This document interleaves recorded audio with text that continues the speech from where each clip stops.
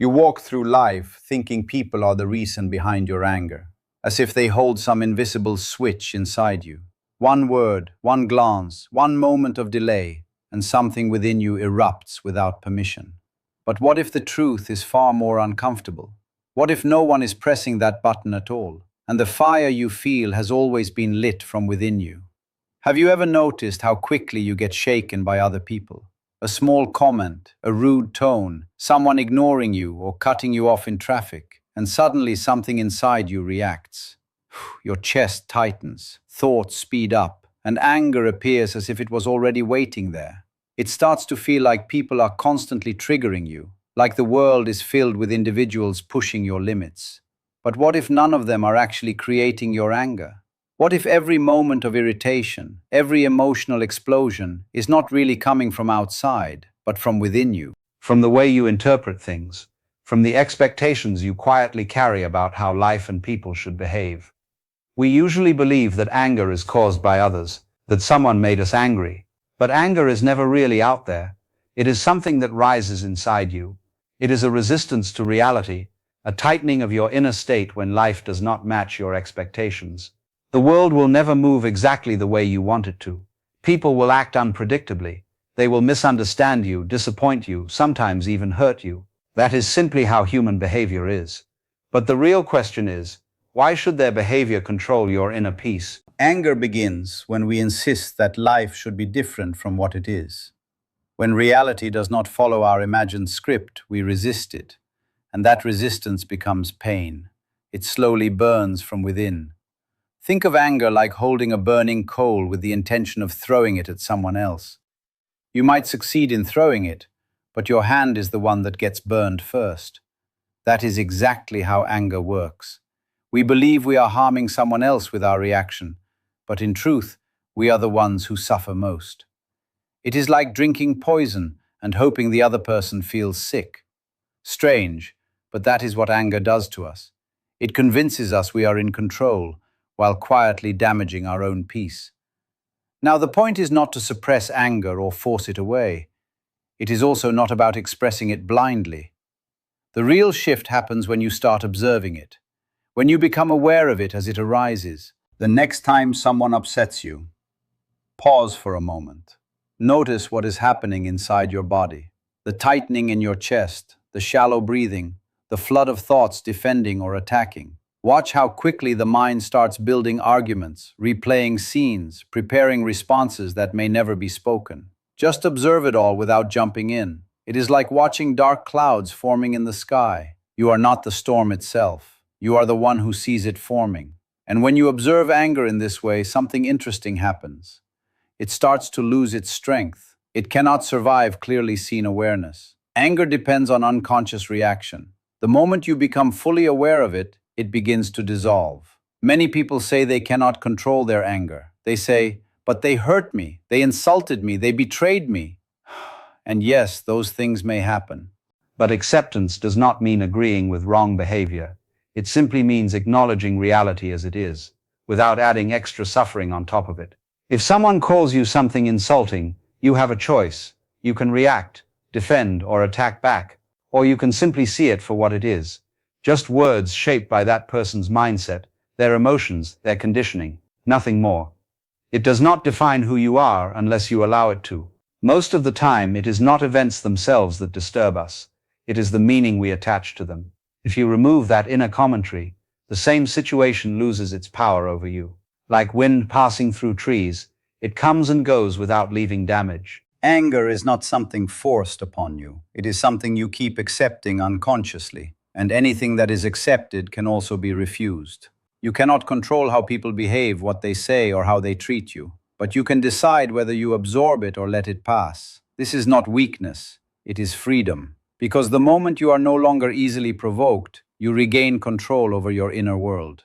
Imagine moving through life without being constantly disturbed. Not because nothing happens, but because nothing is allowed to shake your center. And when it comes to closer relationships, family, friends, partners, the challenge feels even stronger. Expectations are higher, emotions run deeper.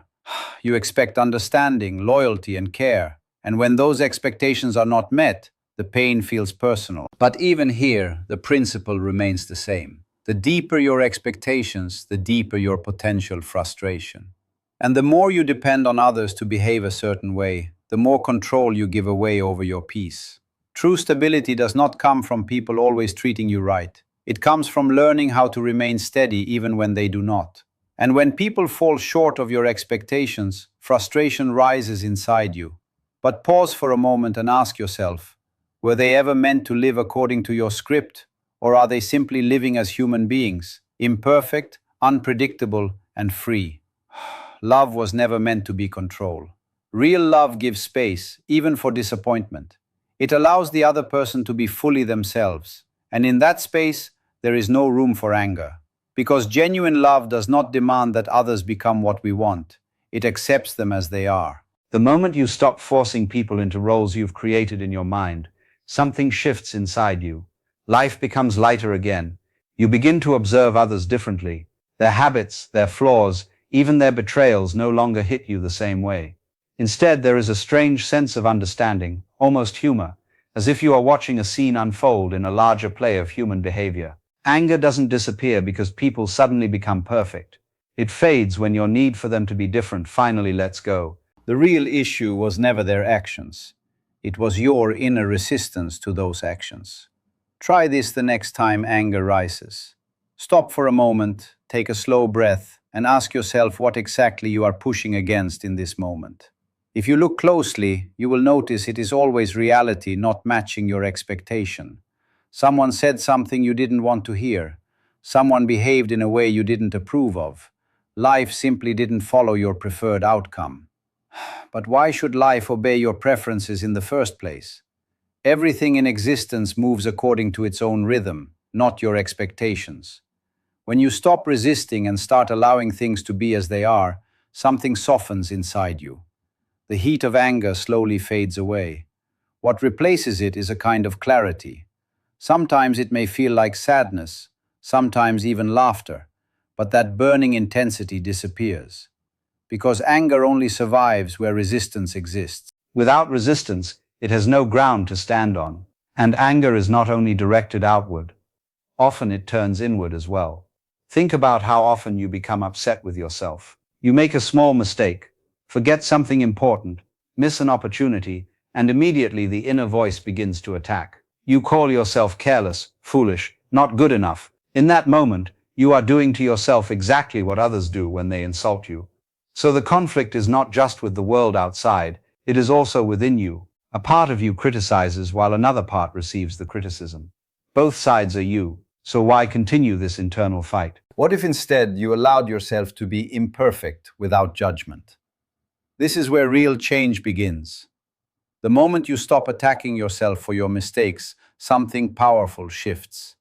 You start to notice that your anger toward others also begins to weaken. Because whatever you cannot accept within yourself, you tend to project onto the world outside. And when you finally make peace with your own flaws, the flaws of others no longer disturb you in the same way. If you can laugh at your own errors, you will naturally stop taking others' mistakes so seriously. If you can forgive your own weaknesses, you will find it easier to forgive theirs as well. In this way, self-acceptance becomes the root of inner peace. Without it, you keep projecting your inner conflict onto everything around you, never realizing the source is within. At this point, many people worry. They think if they stop getting angry, others will take advantage of them. That they will become weak or powerless. But that is a misunderstanding. There is a clear difference between anger and awareness. Anger is reaction without clarity. Awareness is response with understanding. A person who is no longer ruled by anger does not become passive. They are still capable of saying no.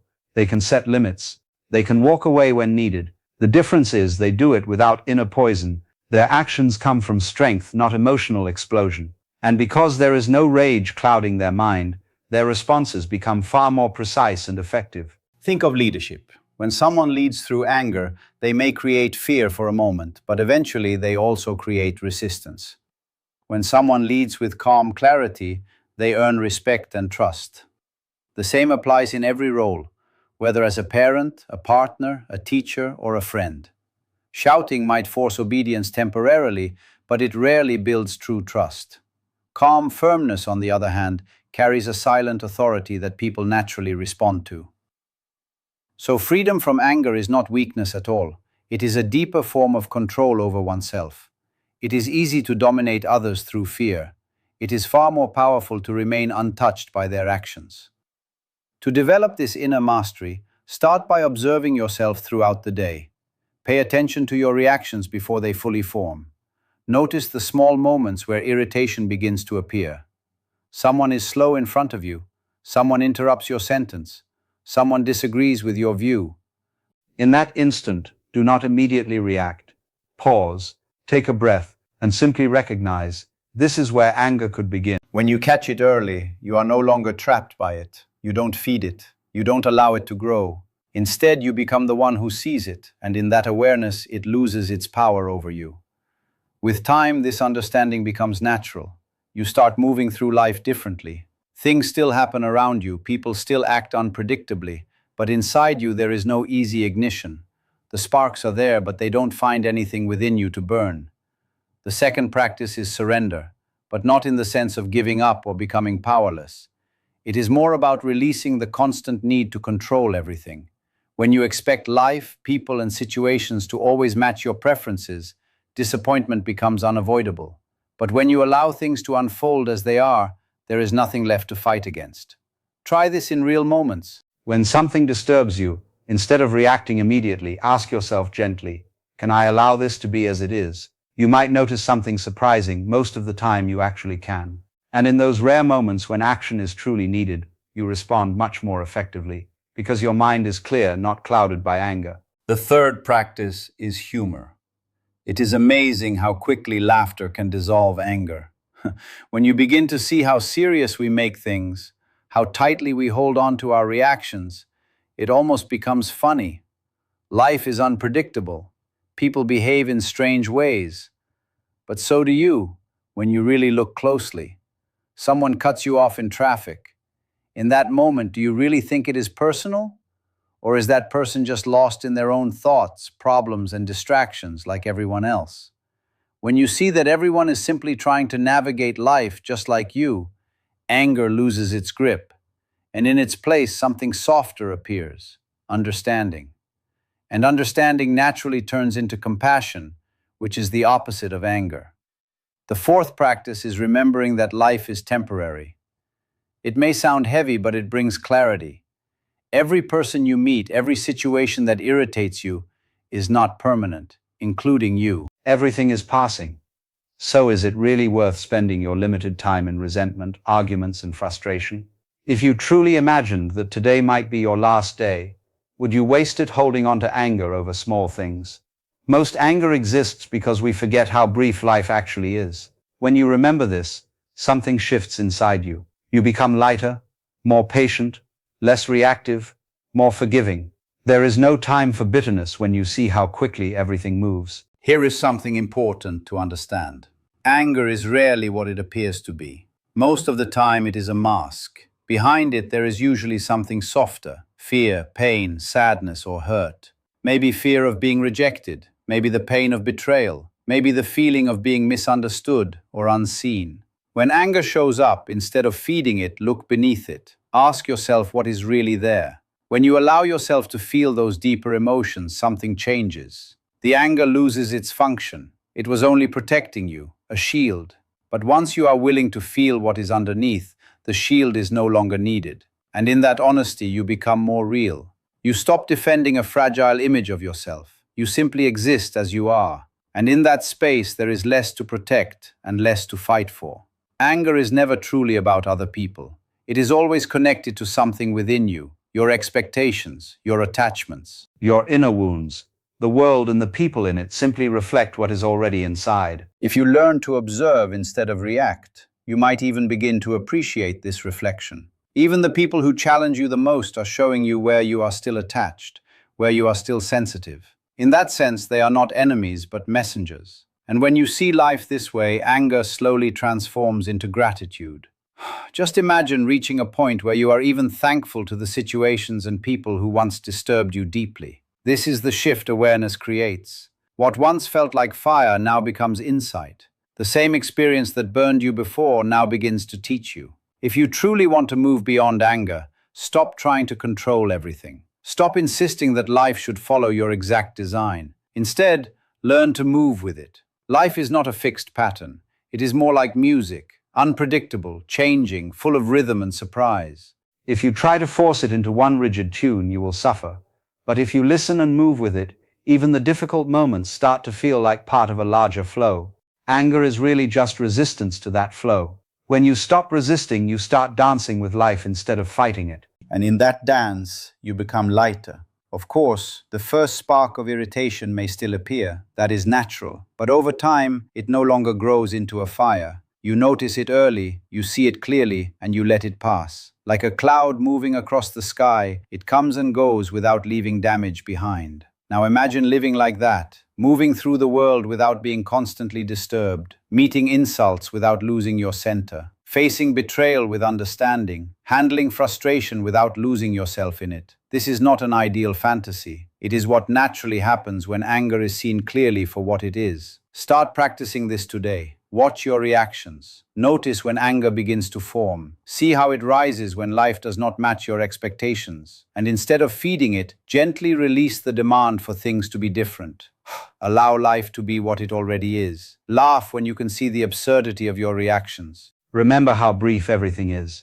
And in that awareness, choose peace. Not forced peace, but a clear, steady peace that does not depend on conditions. Storms may still appear around you, but something inside you remains steady.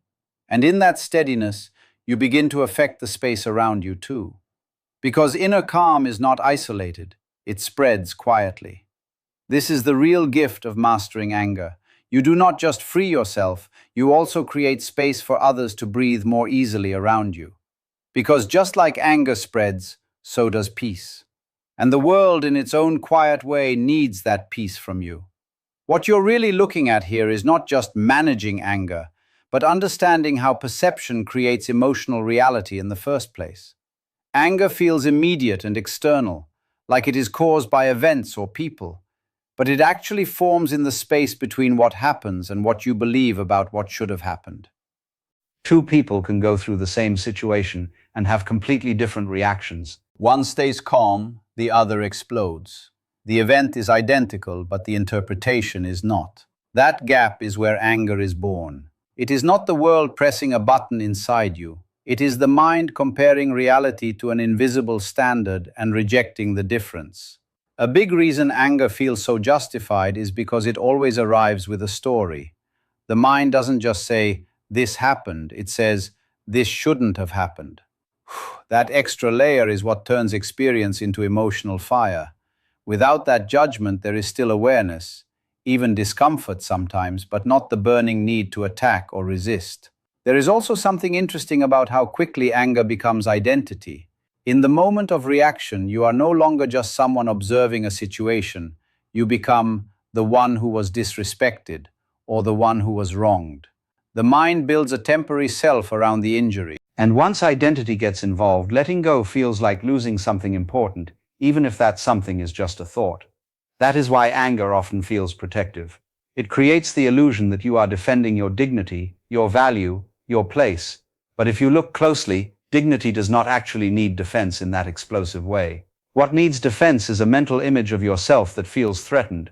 The stronger the attachment to that image, the more reactive you become. This is also why small things can trigger big reactions. It is rarely about the size of the event. It is about what it touches inside you. A comment may connect to an old insecurity. A delay may hit an underlying need for control. A rejection may activate a deeper fear of not being enough. The surface moment is just a spark. The fuel has been stored for a long time. When people say, "This is just how I am," they are usually describing patterns that have become automatic, not fixed truths. Anger is not a personality trait in that sense. It is a trained response that gets reinforced every time it is believed without question. The more it is acted on, the more natural it feels, even though it is still a reaction, not an identity. One of the most powerful shifts is learning to slow down the reaction just enough to see it forming. Not suppressing it, not expressing it blindly, but catching it in its early stage. In that small gap, you start to notice something important. Anger always has momentum, but it is not self-sustaining. It needs continuous feeding through thought. Without that feeding, it weakens on its own. There is also a misunderstanding that letting go of anger means allowing everything. But clarity is not the absence of boundaries, it is the absence of emotional distortion while setting them. You can say no firmly, you can walk away, you can correct behavior, but the difference is you are not internally burning while doing it. The action becomes clean, not reactive. What makes anger so draining is not just the moment of explosion, but the after effect. The replaying, the internal arguments, the imagined conversations, the I should have said this cycle. The mind keeps the conflict alive long after the situation is gone. So even a short trigger can become hours or days of internal disturbance. When awareness increases, something changes in that cycle. You start seeing that most of the replay is unnecessary. It feels important in the moment, but it rarely leads to anything useful. It just keeps the nervous system activated over something that no longer exists. There is also a deeper layer where anger is tied to control over uncertainty. Life is unpredictable, and the mind tries to stabilize it through expectations. When reality breaks those expectations, anger appears as an attempt to push the world back into order. But since life is not designed to obey personal certainty, the struggle becomes endless unless the need for control softens. Over time, what replaces anger is not indifference, but a kind of grounded openness. You still care, you still respond, you still engage, but there is less rigidity in how things are supposed to be. That flexibility is what makes you less easily shaken. And something subtle happens when anger reduces. You stop misreading situations as threats all the time. Not everything becomes personal. Not every delay becomes disrespect. Not every disagreement becomes conflict.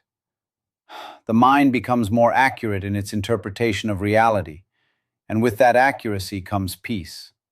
In the end, anger is not something you defeat through force. It is something that dissolves when it is fully understood. Because once you see clearly how it is formed, how it depends on resistance, expectation, and identity, it stops looking like power and starts looking like contraction. And anything that is seen clearly for long enough naturally loosens it. Anger was never your enemy. It was simply misunderstood energy, shaped by resistance, expectation, and unhealed perception. The moment you stop fighting reality and start seeing it clearly, something within you softens and settles. Life does not become easier, but you become unshakable in how you meet it. And in that inner stillness, you don't just find peace, you become the place where peace naturally exists.